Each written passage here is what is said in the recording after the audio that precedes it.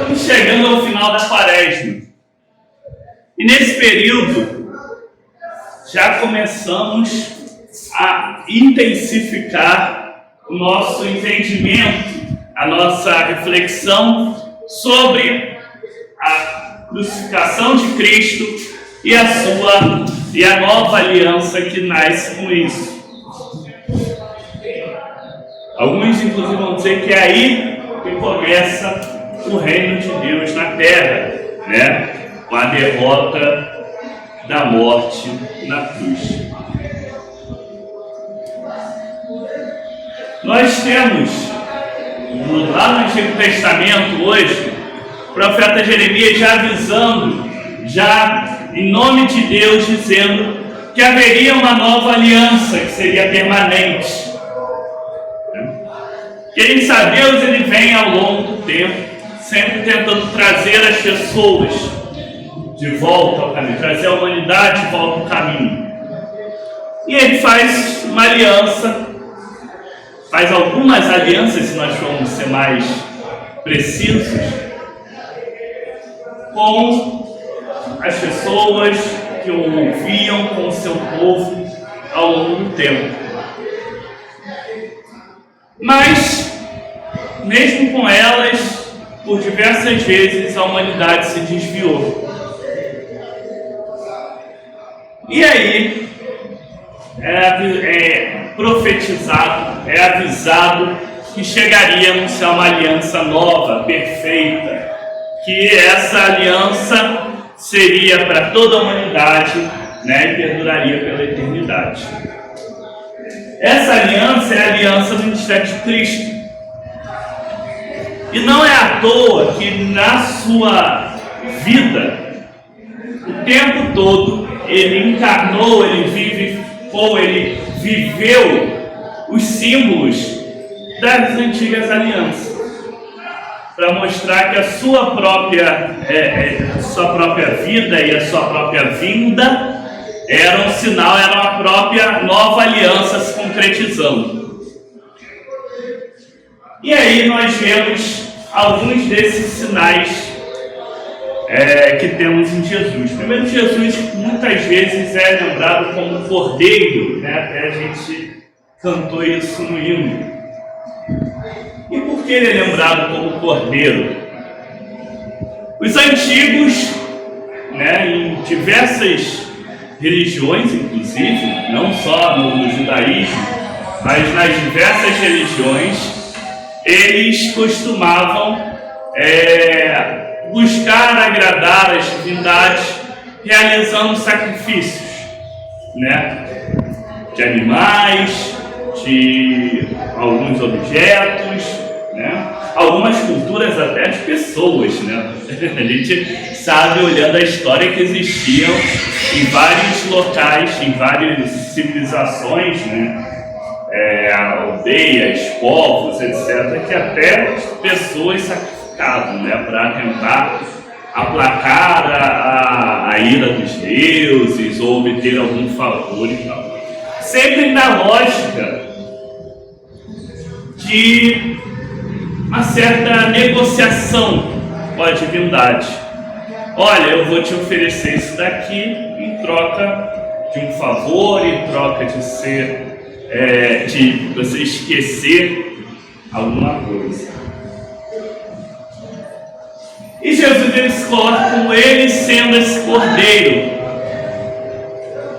E na antiga aliança, né, com o povo de Israel lá, também teve. A gente, quando vê lá a passagem dos hebreus saindo do Egito, a gente vai ver que tem aquele momento que eles vão lá, sacrificam um cordeiro e usam sangue para aspergir nas casas, né, para jogar nas casas. Seria uma forma de proteção divina, aquele que tivesse a marca lá do sangue do cordeiro. E aí vem uma coisa muito interessante hoje. Como nessa época, né, em que você não bastava só ter sacrificado o cordeiro, Esse sangue tinha que ser colocado na sua casa, tinha que ser trazido para a sua vida. Esse simbolismo do Cordeiro é muito forte para a gente entender que em Jesus também não basta a gente saber que teve o sacrifício de Jesus, mas a gente precisa trazer ele para a nossa vida. Ainda fazendo essa relação com a festa da Páscoa judaica, que era justamente a festa da libertação do povo, né, quando o povo saindo do Egito, naquela festa era normal que quando era mostrado, quando era oferecido, quando era colocado os elementos do pão e do vinho, a pessoa que presidia falava algumas palavras lembrando que era o pão da miséria, né, o pão sem fermento, que é porque, se a gente for lembrar a história deles, tinham que sair correndo, não tinha tempo de esperar muita coisa, né? Então, era o pão da miséria, que é como eles chamam, e para lembrar esse momento, né, e o vinho. E Jesus, quando ele vai reunir os seus discípulos, ele vai também dar palavras para os elementos, mas ele vai mudar o significado deles. Ele vai falar que aqueles elementos ali eram o seu corpo e o seu sangue e deviam ser consumidos sempre, né, em memória dele. Mostrando isso, que ele estava formando essa nova aliança. Mas é uma nova aliança que também nós precisamos receber. Porque não basta partir um pão, não basta derramar um vinho no cálice. A gente precisa consumi-lo, precisa realmente trazer para dentro de nós. Na questão material, a forma mais profunda de trazermos algo para dentro de nós é consumindo, é nos alimentando, é trazendo aquilo para dentro de nós. Não é à toa, isso daí todo mundo sabe, é o básico da nossa saúde. Se a gente come um veneno, nosso corpo fica envenenado. A gente come uma coisa estragada, vai fazendo mal para o nosso corpo também. Agora, se a gente consome uma coisa saudável, um remédio, também aquilo faz o bem para todo o nosso corpo.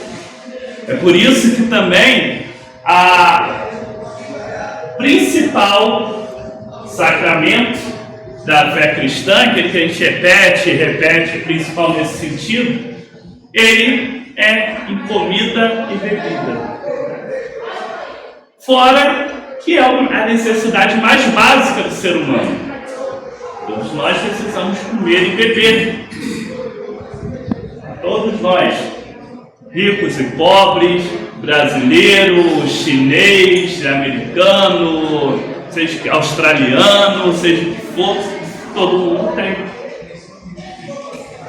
Então, é nas nossas necessidades mais básicas, no nosso mais profundo do nosso ser, que devemos trazer Cristo para habitar. Devemos trazer Cristo dentro do nosso coração. E aí é legal que a gente chega no Salmo, e o salmista hoje ele vai falar muito nisso. Ele vai falar que o que Deus quer não são sacrifícios como os que eram feitos no passado. E olha que interessante como o salmista estava vendo à frente do seu tempo. Porque no tempo dele, ele também fazia parte desses sacrifícios. Ele também fazia os sacrifícios no templo, no tabernáculo. Ele também viveu a fé que todo mundo vivia. Mas ele, já inspirado por Deus, já percebia que aquilo ali não era o que Deus estava procurando. Que o sacrifício que Deus quer realmente é o nosso espírito, é o nosso coração. Esse é o sacrifício que Deus quer que realmente nós façamos. E esse é o grande sacrifício da nova aliança. A gente não está mais numa relação que muitas vezes se tornou uma mera barganha com Deus, né? Aquela ideia eu até já não me lembro quem é o autor da frase, mas é interessante, aquela ideia do Deus que aceita suborno.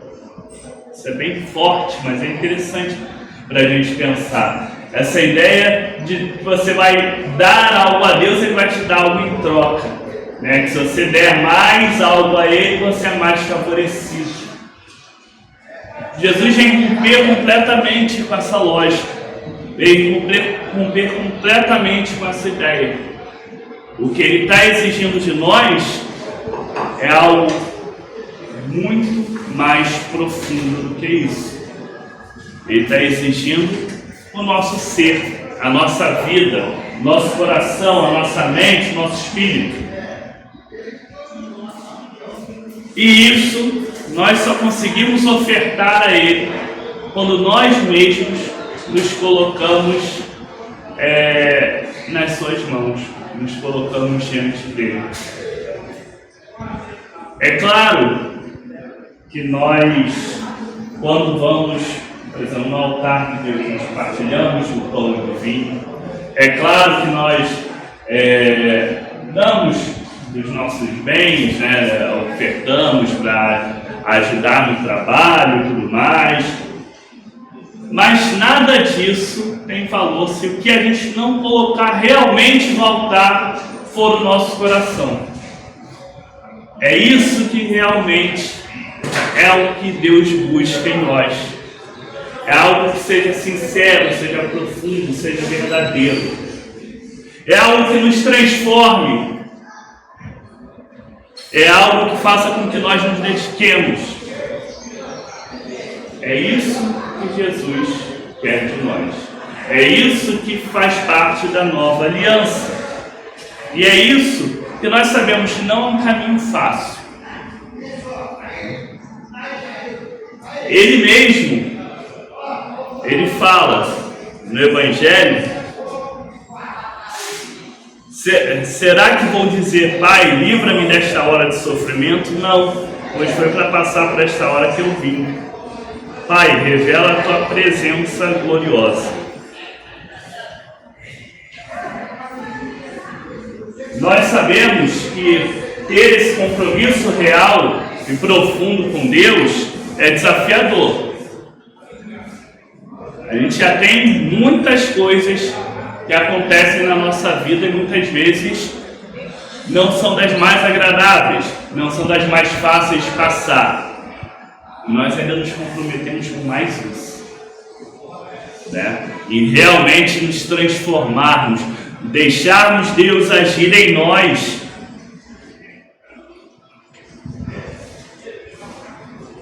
E o que, assim como Jesus, sabendo que no caso dele ele teria que ir até a cruz, ele fala que ele não ia pedir a Deus para o libertar disso, mas para estar com ele, para ele continuar firme nisso. Hoje na Quaresma nós também somos chamados a lembrar um pouco disso. Lembrar que às vezes o caminho é um pouco mais difícil e a nós não cabe fugir desse caminho, mas cabe pedir a Deus que esteja nos acompanhando para passarmos por ele. Hoje nós estamos encerrando a história de Jesus no deserto. A gente está fechando a Quaresma hoje. Semana que vem a gente já vai para o domingo de Ramos, né? Já vai ser outra coisa aí para a gente falar. Mas assim como Jesus contou com a presença e com o poder de Deus para passar pelo deserto e não para fugir dele, para passar pela cruz e não para fugir dela, nós também temos toda a capacidade, temos que confiar plenamente em Deus, de que Ele estará conosco, se não para fugir do deserto, não para fugir da cruz, mas para atravessar o deserto que tem um fim, e é passar pela cruz, que também termina na ressurreição, termina na vitória plena de Cristo sobre todos os poderes da morte, poderes do mal. E nada possa nos escravizar, mas que sejamos sempre totalmente doados, totalmente entregues, né, à vontade de Deus, à confiança nele, para podermos viver aqui nessa terra como ele deseja, como ele quer que nós vivamos, em amor, em paz, em alegria, em solidariedade. É isso que Deus quer de nós, e ele vai estar sempre junto, nos fortalecendo, se a gente deixar, se a gente der a brechinha para ele trabalhar em nós. Que Deus nos abençoe. Amém.